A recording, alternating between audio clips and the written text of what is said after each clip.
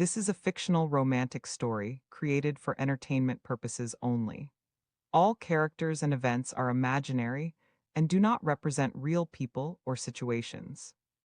The moment Dante Corsetti saw the bruise on my collarbone, something behind his eyes went dark. Not angry, something far more terrifying. Cold, calculated, the kind of cold that preceded violence in his world.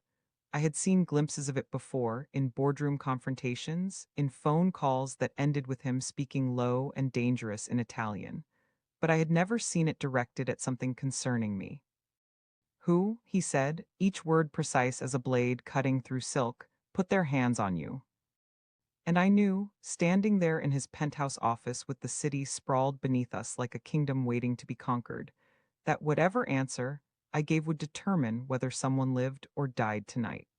The weight of that knowledge settled on my shoulders like a physical thing, pressing down until I could barely breathe. His office was a study in controlled power. Floor to ceiling, windows offered a panoramic view of the city he secretly ruled. The furniture was expensive but not ostentatious, dark leather and polished wood that spoke of old money and older traditions. Behind his massive desk hung a painting I had learned was worth more than most people's homes, a Renaissance piece depicting some ancient battle. I had always thought it fitting. Dante Corsetti was a man built for warfare, even when he wore the armor of a tailored suit. Today he wore charcoal gray, perfectly fitted to his broad shoulders and narrow waist. His dark hair was swept back from a face that could have been carved from marble, all sharp angles and devastating symmetry. A jaw that could cut glass. Cheekbones that caught shadows and made them beautiful. And those eyes, God, those eyes, steel gray and piercing, the kind of eyes that saw through every lie, every pretense, every carefully constructed wall. Right now, those eyes were fixed on my collarbone with an intensity that made my skin burn. Dante, I said carefully, watching the way his entire body had gone still. Predator still. The kind of stillness I imagined preceded every act of violence he had ever committed. The kind of stillness that made powerful men confess their sins and beg for mercy. It's not what you think. Then explain. His voice was too calm, dangerously calm, the calm before a hurricane tears. Everything apart. Explain why there is a mark on your skin that was not there yesterday. The irony of the situation was not lost on me. The mark was nothing. A stupid accident at the gym the night before, a cable machine snapping back when the mechanism failed, the metal handle catching me right below my collarbone. It had hurt like hell and left an ugly purple bruise that I had tried to cover with makeup this morning. Clearly, I had not done a good enough job. But explaining that to a man who had killed for less seemed suddenly, terrifyingly complicated. Because the look in his eyes, that cold fury, it was not about the bruise itself. It was about what he thought it meant, who he thought had put it there. How do you know it wasn't there yesterday? The question slipped out before I could stop it, and something shifted in his expression. Something that made heat flood my cheeks despite the tension crackling between us. I notice everything about you, Myra. He stepped closer, and I found myself frozen in place, unable to retreat, unable to advance, caught in the gravitational pull of a man who had been slowly consuming my thoughts for 6 months. Every new dress you wear, every subtle change in your perfume, the way you twist your hair around your finger when you are concentrating on a particularly difficult problem, the way you bite your lower lip when you are trying not to smile at something I have said. He was close enough now that I could smell his cologne, something dark and woody with hints of smoke and spice. Close enough that I could see the small scar above his left eyebrow, the one he had told me came from a childhood accident, but which I suspected had a far darker origin. The way your pulse jumps, he continued, his voice dropping to something almost intimate, almost tender, even as his eyes remained hard, when I stand this close to you. My heart was hammering so hard I was certain he could see it, could count each desperate beat through the thin fabric of my blouse. 6 months. 6 months of working in his building, of passing him in hallways and sitting across from him in conference rooms. 6 months of telling myself that the tension I felt was one-sided, that a man like Dante Corsetti could never want someone like me. 6 months of lying to myself. The gym, I breathed, forcing the words past the tightness in my throat. A cable snapped on one of the machines, the handle. Flew back and caught me right here. I gestured to the bruise, careful not to actually touch it. It was an accident, a stupid, painful accident, that's all. He stared at me for a long moment, those gray eyes searching mine with an intensity that felt like he was reading my soul. Looking for lies, looking for fear, looking for something I could not name but desperately wanted to give him. Then his hand came up slowly, giving me every opportunity to pull away, to step back, to break whatever spell had fallen over us both. I did not move, could not move, could only stand there as his fingers brushed the edge of the bruise with impossible gentleness, a touch so light it was almost not there at all. "You are not lying," he said, and it was not a question. I never lie. I managed something that might have been a smile. Numbers don't lie, remember? And I am nothing if not devoted to my numbers. The corner of his mouth twitched, almost a smile, and here I thought all accountants cooked the books when it suited them. Only the boring ones. I prefer my books accurate and my irregularities well documented. He did smile then, just slightly, and the transformation was devastating. Dante Corsetti smiling was a weapon all its own, one that bypassed every defense I had ever built and struck directly at my heart. "I have been fighting this for 6 months," he said quietly, his hand still resting against my collarbone, his thumb tracing patterns on my skin that made coherent thought increasingly difficult. "Telling myself you deserved better than a man like me. Telling myself that involving you in my world would be the cruelest thing I could do to someone so bright, so untouched by the darkness I swim in daily. And now," his eyes met mine, and I saw something there I had never seen before: vulnerability, need, a hunger that matched the one I had been trying to suppress for half a year. "Now I am standing here with my hand on your skin, and I cannot remember a single reason why I should stop. Cannot remember why I ever thought I was strong enough to stay away from you. Cannot remember anything except how much I want to kiss you." My breath caught. The world narrowed to this moment, this room, this man whose touch was setting my entire body on fire. "Then don't," I whispered. "Don't stop, don't stay away, don't remember." To understand that moment in Dante's office, you need to understand how we got there. You need to know about the 6 months that preceded it, the slow build of tension and attraction that had been simmering beneath every professional interaction, every polite conversation, every accidental touch. My name is Mira Santos, and 6 months before that bruise changed everything, I was just a forensic accountant. Numbers were my world, my comfort, my sanctuary. I found peace in spreadsheets that balanced, in ledgers that told their stories in neat columns of debits and credits. In a world full of chaos and uncertainty, numbers were the one thing I could always trust to make sense.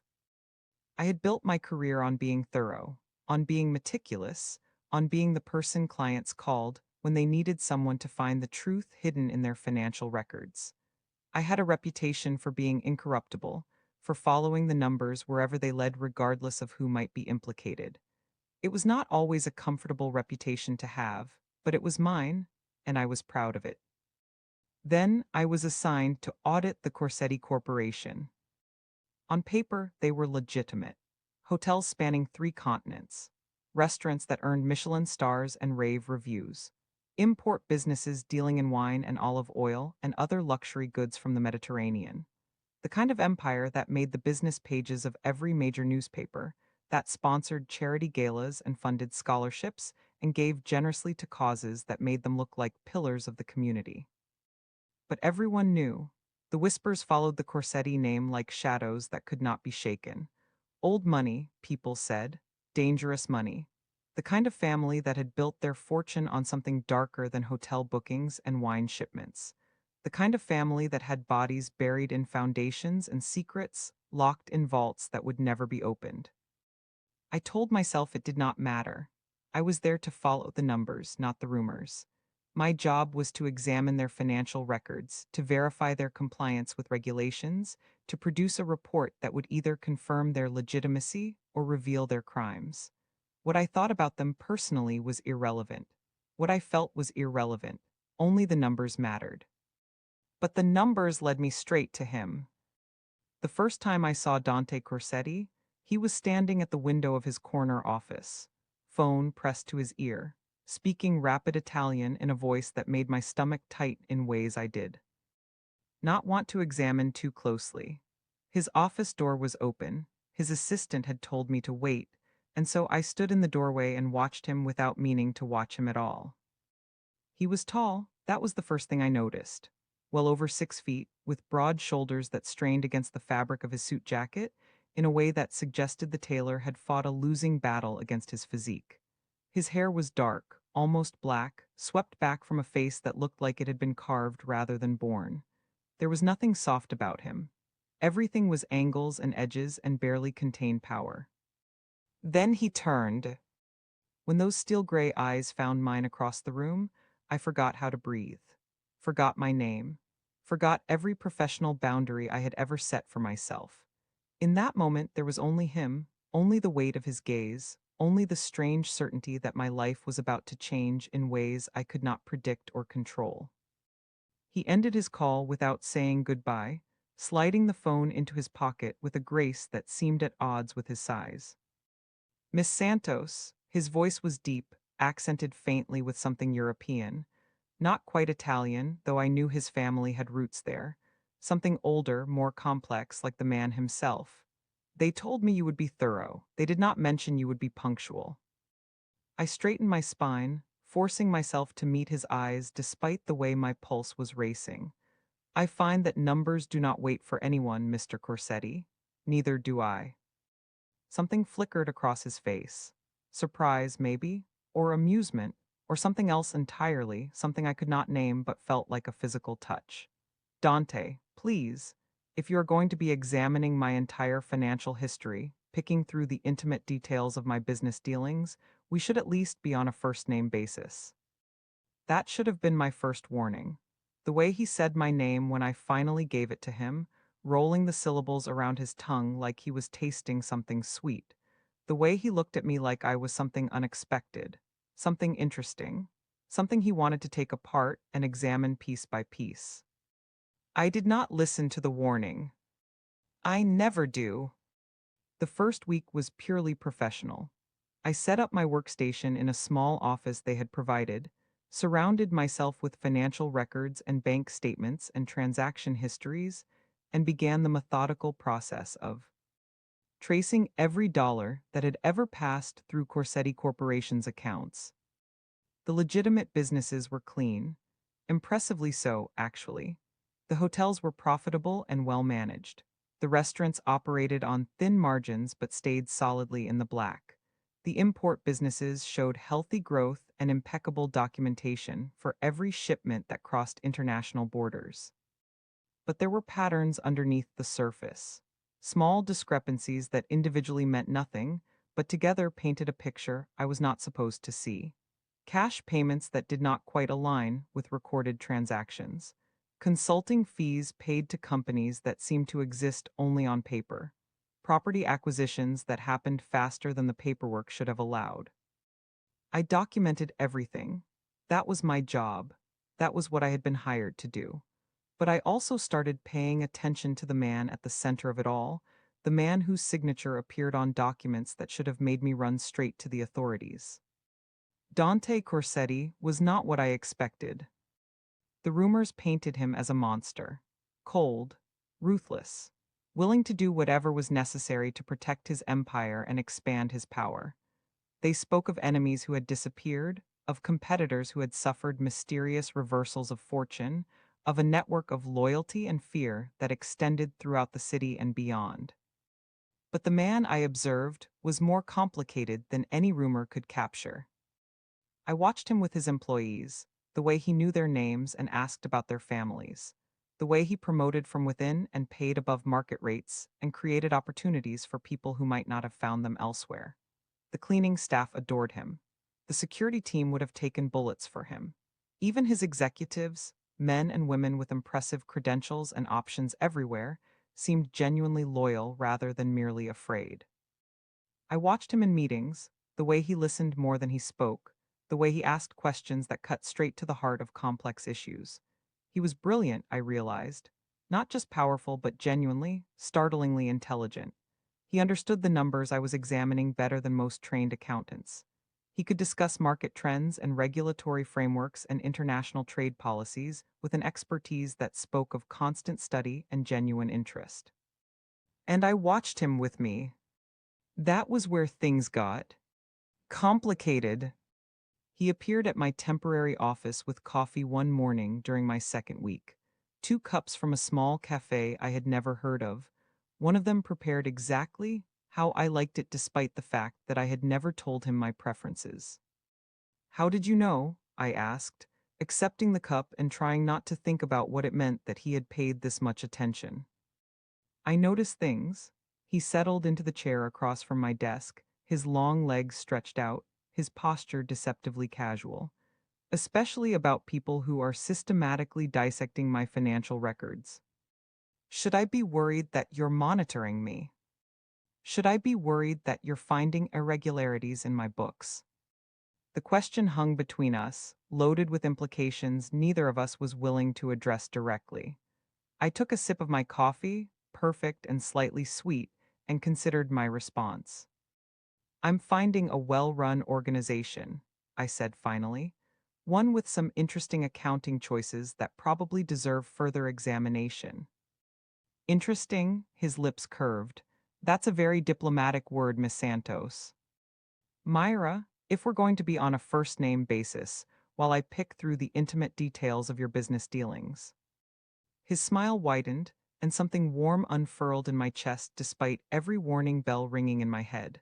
Myra, I like that, it suits you. After that, the coffee deliveries became routine.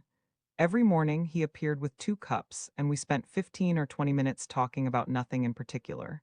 My work, his work, books we were reading, places we had traveled, small pieces of ourselves, exchanged like gifts neither of us had agreed to give. I learned that his sister was in medical school on the other side of the country, determined to become a surgeon despite their family's expectations that she would join the business. He was proud of her, I could tell, even as he missed her presence. I learned that he loved architecture, could talk for hours about the buildings that shaped the city's skyline and the visions of the men and women who had designed them. His own penthouse was a testament to that love. He told me, all clean lines and careful proportions and windows that made the city itself into art. I learned that he read constantly, devouring books on history and philosophy and economics with an appetite that seemed at odds with his reputation. His office shelves were lined with well-worn volumes, books that had clearly been read and reread, margins probably filled with notes in his elegant handwriting. And slowly, impossibly, I began to look forward to those morning conversations, more than I had ever looked forward to anything in my carefully ordered life. But I also continued my work, and the more I dug, the more I found. The patterns were undeniable. Money was flowing through the Corsetti Corporation that could not be explained by legitimate business activities. Not in massive amounts, not in ways that screamed illegality to an untrained eye, but in a steady stream of small transactions that added up to something significant.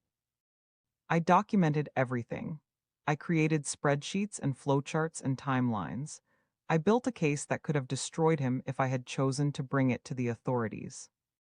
But I also saw something else in the numbers, something that complicated the simple narrative of crime and corruption. The money that came from questionable sources did not stay in Dante's pockets. It flowed outward into community programs and scholarships and business investments in neighborhoods that banks refused to touch. It funded job training programs and affordable housing initiatives and youth centers that kept kids off streets controlled by far worse predators.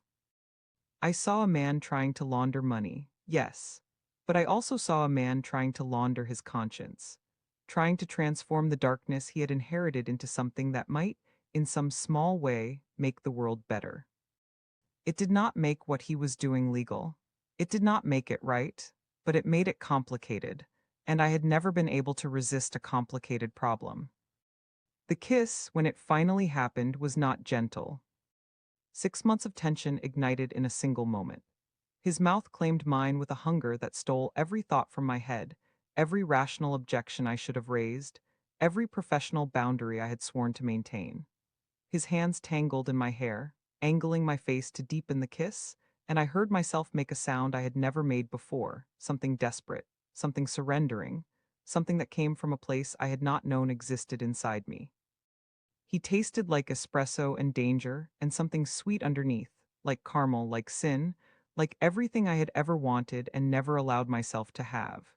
His tongue swept into my mouth with practiced skill, but there was nothing rehearsed about the desperation underneath, the barely controlled hunger that matched my own. I melted into him. There was no other word for it. My hands fisted in the expensive fabric of his suit jacket, pulling him closer even though there was no space left between us. I could feel the heat of his body through our clothes, could feel the hard planes of muscle beneath his civilized exterior, could feel exactly how much he wanted me, evidence pressing against my hip that made heat pool low in my belly. When he finally pulled back, we were both breathing hard, foreheads pressed together, the world reduced to the few inches of charged air between our lips. "This is a mistake," he said, but his hands were still in my hair, his body still pressed against mine, his voice wrecked in a way that suggested he had no intention of walking away. "Probably," I agreed, equally breathless, equally unwilling to move. "My life is complicated, dangerous. There are things about me, about my family, things I have done and will do again, that you should not have to carry." I know. I pulled back just enough to meet his eyes, those gray depths that had haunted my dreams for months. "I'm an accountant, Dante. I've seen where your money comes from. Not all of it, but enough. Enough to know what kind of man you are." Something flickered in his gaze. Fear, I realized with a start. He was afraid. Not of me, but of my judgment, of my rejection. This man who commanded empires and faced down enemies without flinching was afraid that I would see the truth and walk away. "And you're still standing here." I reached up, traced my thumb along his jaw, felt the slight rasp of stubble beneath my skin. "I'm still standing here." The smile that broke across his face was like sunrise after a long night. He kissed me again, softer this time, almost reverent, like I was something precious he could not quite believe he was allowed to touch. "Have dinner with me tonight," he murmured against my lips. "Not here, not in some restaurant where people will watch and whisper. Somewhere private, somewhere I can show you who I really am, not just who the rumors say I am." And yes, the word came out without hesitation, without the careful consideration I usually applied to every decision. For once in my life, I was not thinking about consequences. I was not thinking at all. I was just feeling, just wanting, just choosing this moment and this man, regardless of where it might lead. He sent a car for me at 7, a sleek black sedan with tinted windows and a driver who introduced himself as Marco and treated me with the careful deference usually reserved for royalty. I had changed 3 times before settling on a simple dress, dark blue silk that skimmed my curves without being overtly provocative. Elegant but understated. The kind of dress that could handle whatever the night might bring. The car took me not to a restaurant, but to a narrow street in the old part of the city, stopping in front of a building that looked like it had been standing for centuries. Warm light spilled from the windows, and the scent of garlic and herbs drifted out into the evening air. Dante was waiting at the door. He had changed too, traded his suit for dark jeans and a black sweater that clung to his shoulders and made him look younger, more approachable, still devastatingly handsome, still radiating that controlled power that made my knees weak, but softer somehow, more real. "You came," he said, and there was genuine wonder in his voice, like he had half expected me to change my mind. "I said I would." He took my hand, threading his fingers through mine, and led me inside. The restaurant was small and warm and clearly beloved. Photographs covered the walls, generations of family captured in black and white and faded color. Red checked tablecloths covered a dozen tables, most of them empty, and the kitchen was visible through a wide window, presided over by a small woman with gray hair and a face lined with laughter. "Dante," the woman came barreling out of the kitchen, wiping her hands on her apron, her face split by an enormous smile. Piccolo, it has been too long. She grabbed his face in both hands and kissed both his cheeks, then turned to me with undisguised curiosity.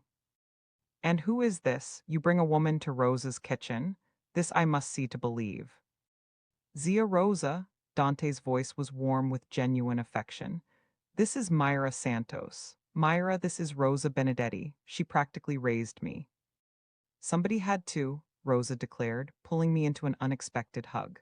His mother, God rest her soul, was too busy being beautiful to notice what her children needed. And his father? She made a gesture that I interpreted as deeply unflattering. We do not speak of him in my kitchen. But you, cara mia, you are welcome. Anyone who puts that light in my boy's eyes is welcome at Rosa's table forever. The meal was extraordinary. Course after course of simple, perfect food, each dish made with the kind of love that could not be faked. Fresh pasta with a sauce Rosa claimed was a family secret. Braised meat that fell apart at the touch of a fork. Vegetables roasted until they were caramelized and sweet.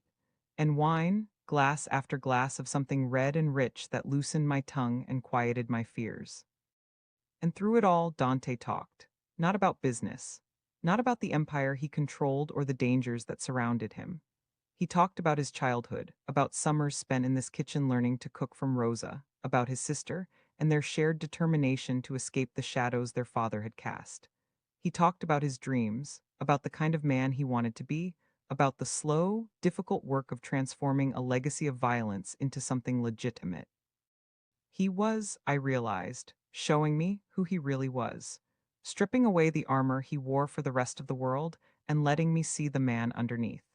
It was a gift more valuable than any of the expensive things he could have offered. I need to tell you something, he said, reaching across the table to take my hand as Rosa cleared the last of our plates. Before this goes any further, before you make any decisions about what you want this to be. I'm listening. My family business is not entirely legitimate. He said it plainly, without excuse or justification.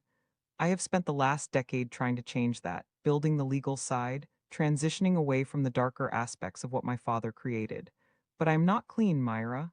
I have done things, made choices, given orders that resulted in consequences I cannot take back.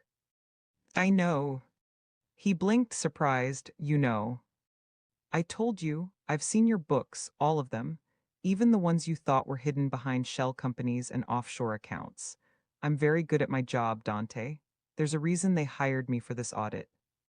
The silence stretched between us, heavy with implications. I had just admitted to knowing about his crimes, to documenting them, probably. He could not know what I had done with that information, could not know whether I was a threat. And you didn't report it? No. Why? I considered the question, really considered it, because he deserved an honest answer. Because I also saw what you're doing with the money. The scholarships for kids in neighborhoods the system has forgotten. The businesses you're funding in areas that banks won't touch. The community programs that keep people off streets controlled by predators far worse than you. I squeezed his hand. I saw a man trying to climb out of something he was born into, a man trying to transform darkness into light, and I thought maybe he deserved the chance to finish climbing. When he kissed me again, in that quiet restaurant surrounded by the ghosts of his childhood, it felt like a promise, like a beginning, like the first page of a story I wanted to keep reading forever. The weeks that followed were a revelation. Dante Corsetti, the man who made powerful enemies tremble with a glance, the man whose name was spoken in whispers and feared in back rooms across the city, was secretly and devastatingly romantic. He sent flowers to my apartment the morning after our dinner at Rose's. Not roses, which I had mentioned once were cliched, but wildflowers in a riot of colors that looked like they had been gathered from a meadow rather than arranged by a florist. The card said simply, "For the woman who sees through my walls, Dante." He learned my coffee order and had it delivered to my desk every morning, even on days when he was too busy with meetings to bring it himself. He discovered my lunch preferences, my favorite books, the exact temperature I liked my office kept. He paid attention to details I did not even realize I had shared, filing them away and producing them later like small miracles. He texted me good morning every day, simple messages that made me smile at my phone like a teenager. He called me every night before I fell asleep, his deep voice rumbling through the speaker, talking about everything and nothing until my eyes grew heavy and my responses became mumbles. Go to sleep, Tesoro, he would say, his voice softening into something like a lullaby. Dream of me. And God help me, I did. We were careful at first, keeping our relationship hidden from the world outside our private bubble. I still worked in his building, still conducted my audit with professional detachment, still attended meetings where we sat across the table from each other and pretended we had not spent the night before tangled in his sheets. But anyone watching closely would have seen the changes. The way his eyes found me the moment I entered a room, the way my cheeks flushed, when he passed close enough for me to catch his scent. The lingering glances, the hidden smiles, the electricity that crackled between us despite our best efforts at concealment. His inner circle knew, of course. Marco, his driver, who had become my driver as well on nights when Dante wanted me delivered safely to his door. Rosa, who called me Piccola now and saved her best dishes for when we came to dinner. And Enzo, his right hand, a massive man with a scarred face and surprisingly gentle eyes who had pulled me aside one evening. He's different with you, Enzo had said, his voice rough from years of disuse. Lighter, I've known him since we were boys and I've never seen him like this. Is that a warning? It's a thank you. He had met my eyes with an intensity that made me stand a little straighter. He deserves happiness, don't break him. I won't. And I meant it. Despite the complications, despite the danger, despite every rational thought screaming that I was in too deep, I meant it. Dante showed me his world slowly, carefully, always giving me opportunities to walk away. He took me to meetings with legitimate business partners, introduced me as his consultant, let me see how he operated in the light. He also took me to places where the shadows lingered, not to involve me in anything illegal, but to let me understand what he was working against. This neighborhood used to be run by a man named Falcone, he told me one evening, standing on a street corner that now housed a youth center funded by one of his foundations. He dealt drugs to children, ran protection rackets that bankrupted family businesses, beat women who tried to leave relationships with his men. What happened to him? Dante's jaw tightened. He's no longer a problem. I did not ask for details. I was not sure I wanted them. But I looked at the children playing safely in the street, at the small businesses with lights on and doors open, at the women walking without fear, and I understood something I had not fully grasped before. The world was not clean. It would never be clean. There would always be predators lurking in the shadows, always be people willing to destroy others for profit or pleasure or power. And sometimes, stopping those predators required methods that the law could not or would not use. Dante was not a good man, not in the simple, uncomplicated way I had once understood goodness, but he was a man, trying to do something good with the power he had inherited, trying to protect people who had no one else to protect them, trying to transform a legacy of violence into something that might, in the end, leave the world better than he had found it.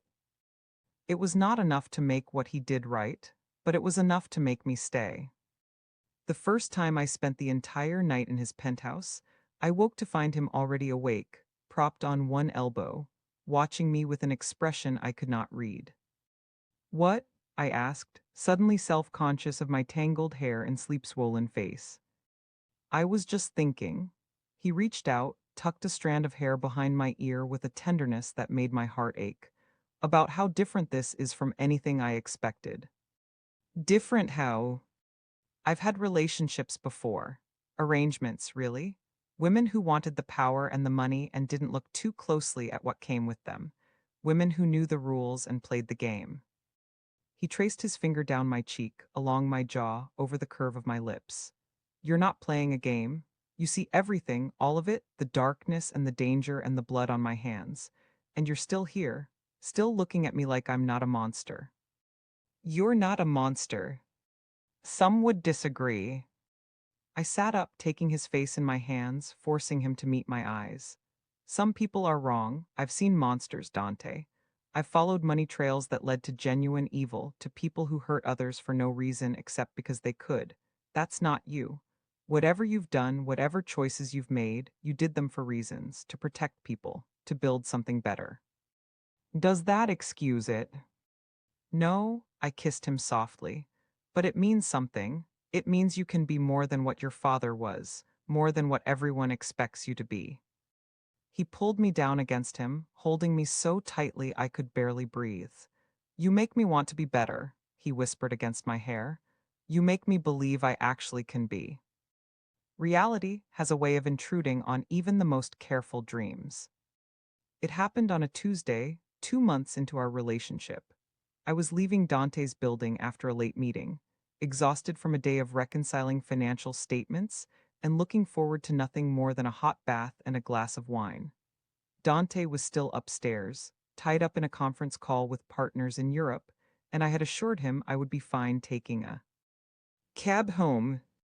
The underground garage was quiet, my heels echoing against concrete as I made my way toward the exit where cabs usually waited. I was thinking about what to order for dinner, whether to cook or get takeout, mundane thoughts that made what happened next even more jarring. 3 men stepped out from behind a pillar. They were large, dressed in dark clothes that were not quite right for the business district. Their faces were hard, their eyes harder. And the way they positioned themselves, blocking my path forward and my retreat behind, spoke of practice, of planning. Miss Santos, the one in front, smiled, but it did not reach his eyes. Someone would like to have a word with you. My self-defense training kicked in before my fear could. I twisted, drove my elbow back toward where I sensed another man closing in behind me. Felt it connect with something soft, heard a grunt of pain. I screamed, the sound bouncing off concrete walls, and tried to run. But there were 3 of them, and I was wearing heels on smooth concrete. Before I could take more than 2 steps, a hand clamped over my mouth, and something pressed against my nose that smelled sweet and chemical. The world went fuzzy around the edges, then dark. I woke to a headache that felt like someone had driven a spike through my skull. The room around me swam into focus slowly. Concrete floors, metal walls, the smell of dust and disuse. A warehouse my sluggish brain supplied. Of course it was a warehouse. Criminals apparently lacked imagination when it came to setting. My hands were bound to a chair, rough rope that bit into my wrists when I tested it. My feet were similarly restrained. And standing in front of me, watching my return to consciousness with patient amusement, was a man I recognized from the files I had compiled during my audit. Victor Marchetti, head of the family that had been at war with the Corsettis for 3 generations. A man whose legitimate business interests were even thinner masks than Dante's, whose reputation for cruelty was whispered about in the same breath as his name. Miss Santos, he smiled like we were meeting for brunch, pulling up a chair to sit across from me with casual grace. I apologize for the dramatic invitation. My associates can be overzealous. What do you want? My voice came out rough, throat raw from whatever they had used to knock me out. A simple thing, really, a conversation.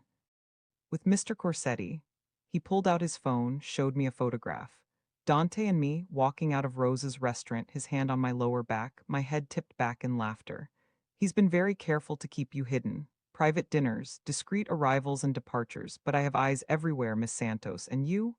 His smile sharpened. You are his weakness.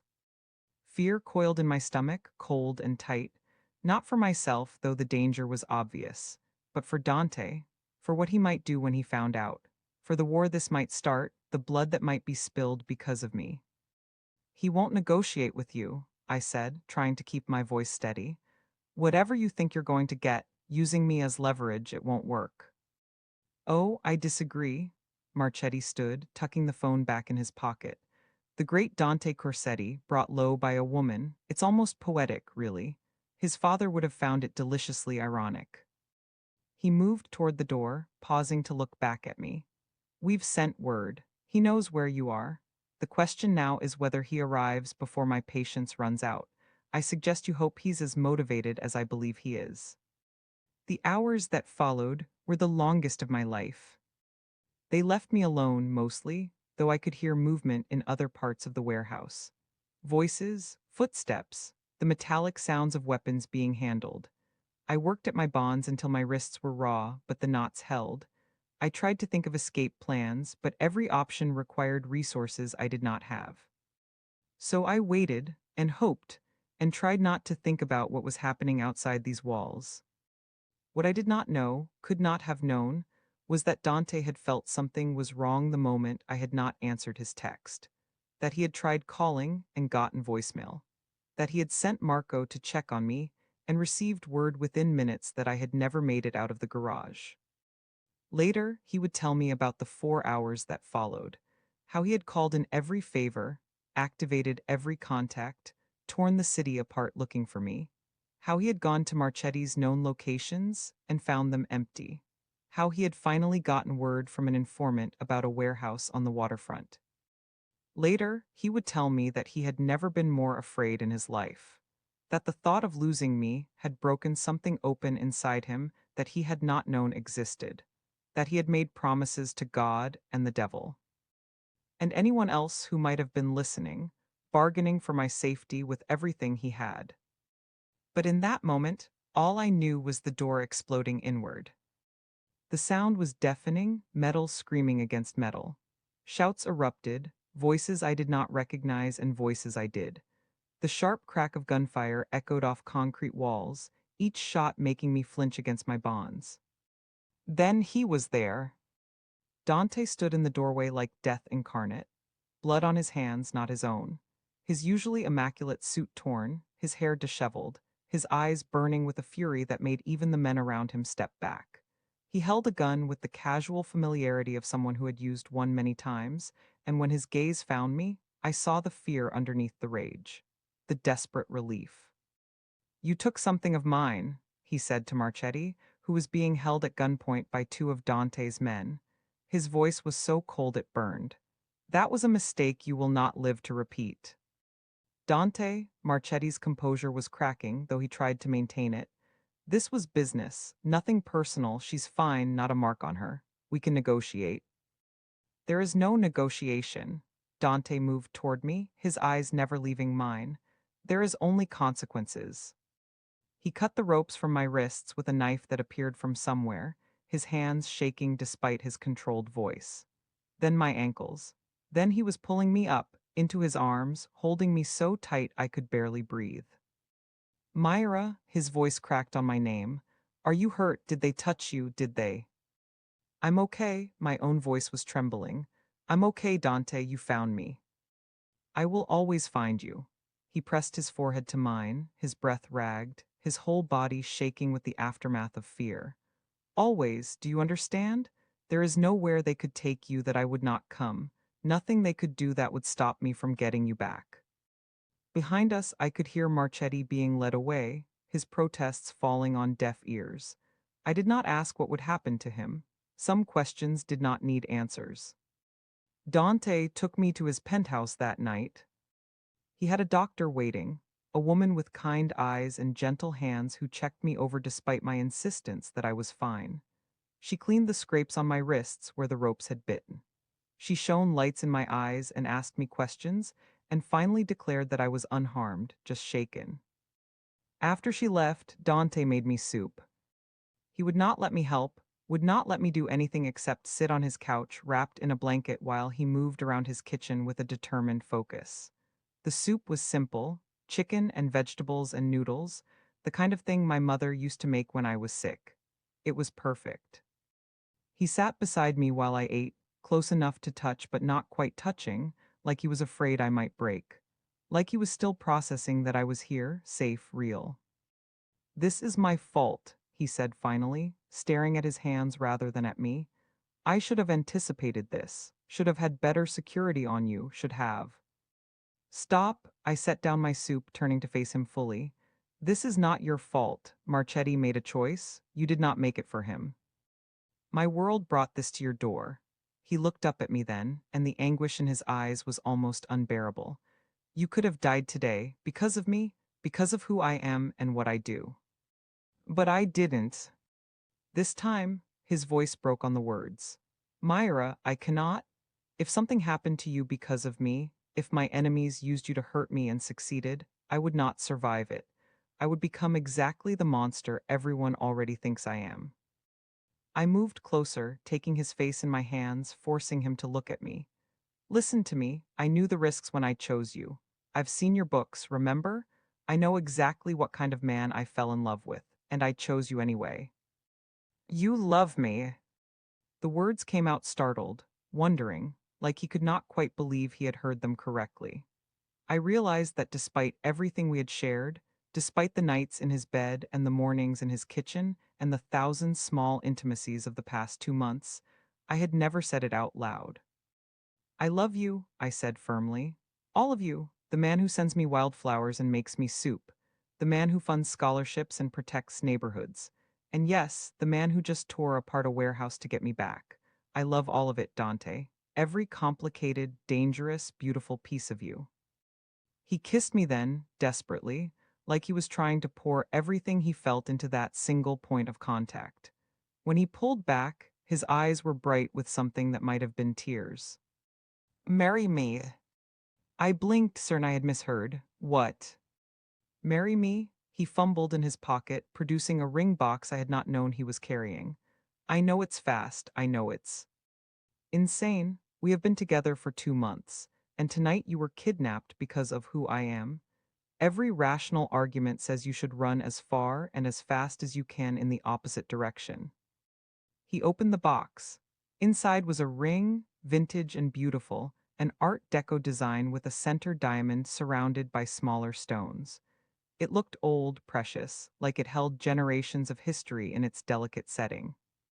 This was my grandmother's. Rosa gave it to me weeks ago when I first told her about you.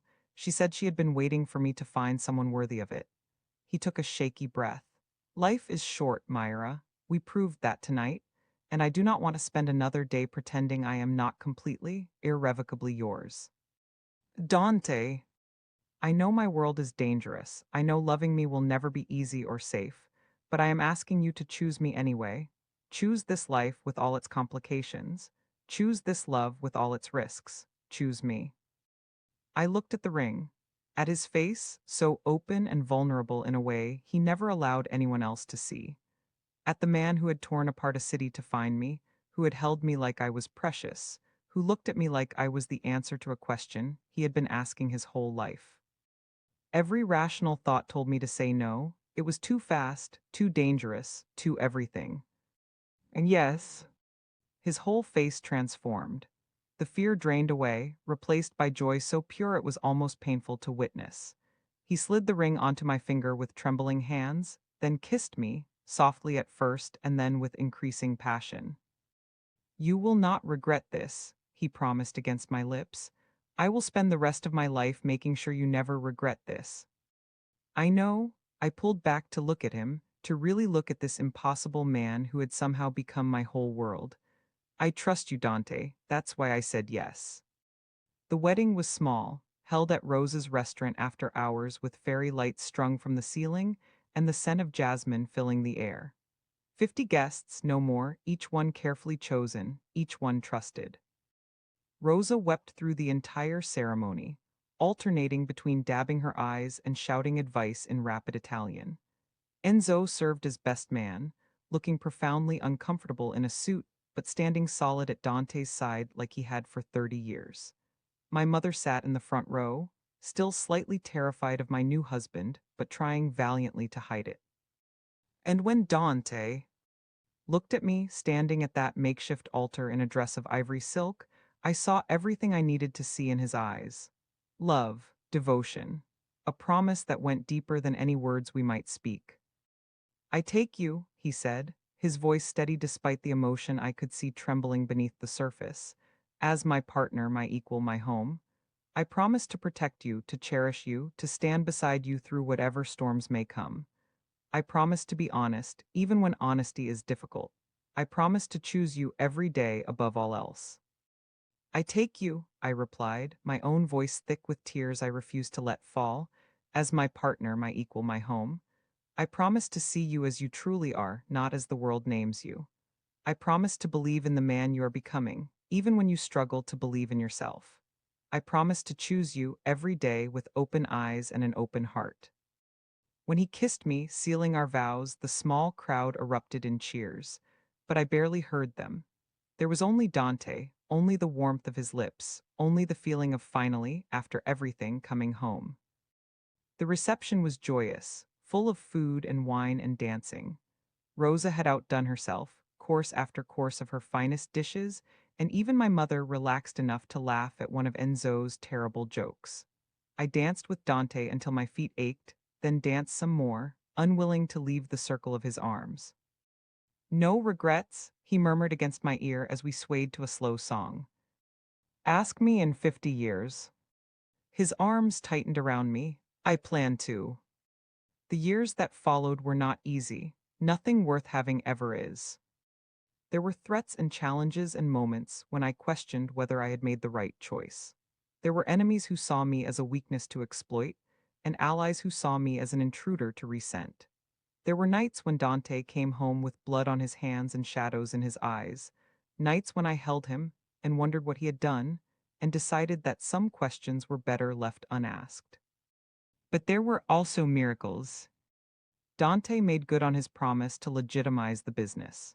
It took years, a slow and careful process of disentanglement that required patience and strategy, and more compromise than either of us would have preferred. But piece by piece, deal by deal, he transformed the Corsetti Corporation into something that could stand in the light without fear of exposure. By the time our daughter was born, he was almost completely clean. Isabella Maria Corsetti came into the world screaming, with her father's gray eyes and her mother's stubborn chin. Dante held her like she was made of glass, like she was the most precious thing in the universe, and when he looked at me over her tiny head, I saw tears streaming freely down his face. Thank you, he whispered. Thank you for choosing me. Thank you for this, for her, for everything. We bought a house outside the city, close enough for work but far enough for peace. It had a garden where Isabella learned to walk, chasing butterflies and demanding stories. It had a kitchen where Dante taught her to make pasta, patient despite the flour that ended up everywhere except the bowl. It had a library where I read to her every night the same books my mother had read to me, stories of adventure and love and happy endings. We were happy, imperfectly, messily, beautifully happy. How did you and Papa meet? Isabella was 7 when she first asked, sitting at the breakfast table with milk on her chin and curiosity in her eyes. She had heard pieces of the story, of course. Children hear everything, understand more than adults give them credit for. But she wanted the full tale, properly told. Dante and I exchanged a look across the table. How did you sanitize a love story that began with organized crime and included a kidnapping? Your mother came to check my homework, Dante said seriously, and she found a lot of mistakes. Papa, Isabella giggled, grown-ups don't have homework. I did, your mama was very strict about it. He reached across to ruffle her hair. She made me do it all over again until I got it right. He's being silly, I added, fighting a smile. What really happened is that I came to work at Papa's company, and we became friends. Then one day, Papa noticed I had a bruise on my shoulder from a gym accident, and he got very worried about me. That's when we realized we cared about each other more than just as friends. Isabella wrinkled her nose. That's not very romantic. You'd be surprised, Piccola, Dante said, his eyes meeting mine with warmth that still made my heart race after all these years. Sometimes the smallest things show us the biggest truths. Later that night, after bedtime stories and butterfly kisses, Dante found me on the terrace, a glass of wine in my hand, the city glittering beneath us like a universe of stars. That was quite an edited version of events, he said, wrapping his arms around me from behind, his chin resting on my shoulder. She's 7. She doesn't need to know that her father was ready to commit murder over a gym accident. I was not ready to commit murder, he paused, just strongly worded negotiation. I laughed, leaning back against his chest, feeling the steady beat of his heart against my spine. You're impossible. But you love me anyway. Yeah, I turned in his arms, looking up at the face I had memorized 1,000 times over. Still sharp, still handsome, still capable of making my breath catch when he looked at me with that particular intensity. I really do. He kissed me softly, slowly, the kiss of a man who had all the time in the world and planned to use every second of it. No regrets, he asked, like he had 1,000 times before, like he still needed reassurance that I had not changed my mind. Not a single one. And standing there in his arms, our daughter asleep down the hall, our life spread out around us like a tapestry of choices and consequences. I meant it. I thought about the woman I had been, the forensic accountant with her orderly life and her careful heart. I thought about the numbers that had led me to Dante, the irregularities that should have made me run and instead made me stay. I thought about the mark on my collarbone that had shattered his composure and started everything, a stupid gym accident that had somehow changed both our lives forever. The world was not clean, it would never be clean. There would always be shadows and compromises, always be choices that did not fit neatly into categories of right and wrong. But love, I had learned, was not about finding someone perfect. It was about finding someone worth the mess, someone worth the risk, someone worth choosing every single day, no matter what. Dante Corsetti had walked into my life with blood on his hands and secrets in his eyes, and I had chosen him anyway. I had seen the monster the world named him and found the man underneath. I had believed in his capacity to change, and he had proven me right, slowly and imperfectly, but undeniably. That mark on my neck was long gone now, faded into memory, but the mark he had left on my heart would last forever. And I would not have it any other way. So there you have it, my story with Dante, from a suspicious accountant with too many questions, to the wife of the man I once thought might be my destruction. I want to hear from you. When Dante saw that bruise on my skin and assumed the worst, do you think his reaction was romantic or over the top? Would you have run from a man with his past, or would you have taken the risk like I did? What about that moment in the warehouse, when his men came through the door and I saw exactly what Dante was capable of? Should that have changed everything? Or did it just confirm what I already knew, that he would protect what he loves at any cost? Some people say you cannot change who you are, that the darkness in your past always catches up with you eventually. Dante proved them wrong, or maybe he just proved that change is possible when you have something worth changing for. What do you think? Can people really leave their old lives behind? Or are we all just one bad day away from becoming who we used to be? Drop a comment and let me know. I read every single one of them. And if this story made you feel something, if it made your heart race, made you believe in impossible love, made you want to take a risk on someone unexpected, please hit that subscribe button.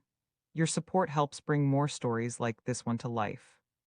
Thank you for spending this time with me, for letting me share this piece of my life with you. Until next time, this is Mira Corsetti, reminding you that love is never about finding someone perfect.